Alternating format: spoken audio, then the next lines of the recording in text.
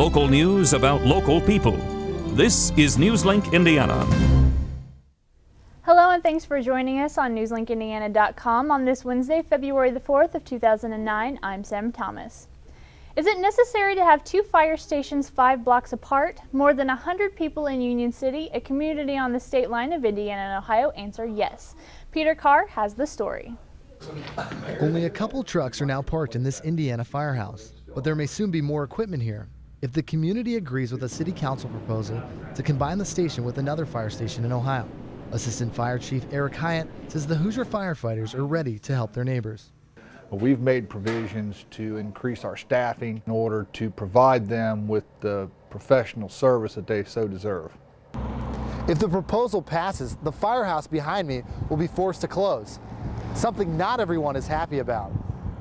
We're just one community anyway, but we just got two of everything. That's what makes us so unique about this state line. And we have no issue with this. But the way I suspect is happening is they need more money, and this would be one way that we would have to pay to build up their funds. The cost of the proposal is more than just a firehouse in Ohio. I'd have to lay off 2 police officers, 1 city worker, EMS and fire personnel. I'd have to lay them off just to pay this bill to contract with Union City, Indiana. Mayor Nelson thinks the issue will be tabled and will not even come to a vote. In Union City, Peter Carr, NewsLink, Indiana. Places such as Time Warner and Pier 1 have spent this week explaining why they had to cut 10% of their workforce. However, for Normandy Flowers in Muncie, business is blooming. Despite people's wallets being tight, they still find space in their budgets for Valentine's Day. Normandy has seen no slowdown in business this year. It even has a few large orders coming in. Some of them are still pretty big orders, and I'm pleased about that. But we have some that are a little lower, but that's fine. We'll deliver anything $8 and up. Normandy is accepting orders up until February the 13th for Valentine's deliveries. Recent severe weather has caused officials to enact travel advisory levels in the area, but what do they all mean and who really pays attention to them? NewsLink Indiana's Eric Pete reports. To the Emergency Management Agency, there are rules to live by. But for the average citizen, travel advisory levels may be nothing more than numbers. And a change in levels means nothing if people don't know what they mean.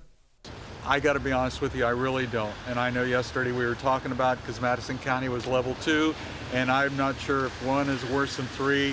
I have no idea. According to the Indiana Department of Homeland Security, there are 4 travel advisory levels. A caution level advising citizens to be aware of road conditions, a watch level advising citizens to avoid hazardous areas, a warning level recommending only essential travel, and an emergency level restricting all travel to emergency personnel. The question is, do people really pay attention to the levels and heed their warnings, or do they just keep on driving? The big hope is try to minimize a lot of the traffic flow. And I haven't seen a huge drop in the amount of traffic when these different levels are instigated. Lopez says a lot of people have no choice, and a change in the levels has no real effect. It should, but it probably doesn't, because unless it's a real emergency, I got to go to work anyway. In Muncie, Eric Pete, NewsLink, Indiana. What used to be one of the most popular restaurants in downtown Muncie is about to reopen. It's called The Spot, and it was Muncie's landmark since the 1940s. It was closed down 4 years ago, but it will reopen under new management this next week. Dale Lovell is the new owner. He says now is the time to make a change for himself and the former customers of The Spot. As time goes on, I think we're going to do a few things in the evening and kind of incorporate the artsy part of downtown Muncie. Lovell hopes to have the new Spot open 7 days a week. While many businesses are losing money because of the recession, the automotive repair business seems to be picking up, at least in Muncie. NewsLink reporter Philip McGarrick has the story. Rick Rubel owns a Muncie auto repair shop called Automotive West and reports no problem these days attracting customers. Rubel suspects that's because the recession is keeping people in their old cars longer. Normally they have one good vehicle and then they try to keep and repair their older ones. And most of them have made the comment that they're not going to be buying a new car anywhere soon. Rubel thinks the recession is forcing people to cut back on many things they feel they don't need. One of the things high on that list may be a new car. Jeff Luttrell is one of Rubel's mechanics who has been handling the increased workload here. People got to put money in their cars because they can't afford the new cars. You know, property taxes, cost of gas, food's going up, hasn't come down yet. As everybody knows, our unemployment rate is high. The recession in our case has helped us because we've not actually dropped off. We've increased slightly, and I think it's sustained us. Rubel expects even more business in the coming weeks as people start filing their tax returns. He figures that will give them more money to keep their old cars running longer. In Muncie, Philip McGarrick, NewsLink, Indiana. So, Pamela, we have had some kind of funny weather here lately, but today it was nice and sunny. Is it going to last? It will get warmer as well, and the sunshine will last for a couple days. And then we have rain in the forecast instead of snow, so it's going to feel a little bit like springtime towards the end of this week. Right now on satellite and radar, we have some spotty snow showers from the Great Lakes area, and that's because we have some lake effect snow. Nothing's going to accumulate tonight, but a few areas may see some snow flurries.